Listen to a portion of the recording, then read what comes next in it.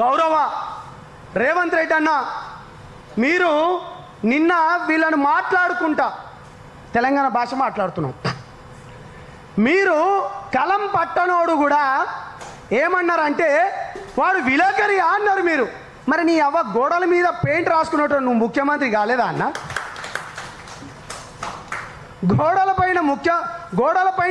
పైన పెయింట్ రాసేటోని నువ్వు ముఖ్యమంత్రి అయినప్పుడు తెలంగాణ ఉద్యమం గురించి, తెలంగాణ అస్తిత్వం గురించి, తెలంగాణ నీళ్లు నిధులు ఉద్యోగాల గురించి కొట్లాడి సాధించుకున్న ఈ తెలంగాణ రాష్ట్రంలో 100 కోట్లు పెట్టుబడి పెట్టనోడు పాప మా యూట్యూబ్ పుణ్యమా అని చెప్పి, ఫేస్బుక్ పుణ్యమా అని చెప్పి మా గొంతుకలు వినిపించడానికి ఇవాళ కొత్త తరం, నవతరం, యువతరం రక్తం ఉడకలిచ్చింతే ఈ కొత్త యువకులు 4.5 కోట్ల గొంతుకై ఇవాళ వీళ్ళు మాట్లాడుతుంటే ఇవాళ మీకు కలం పట్టనోడు జర్నలిస్ట్ అంటవా అన్న?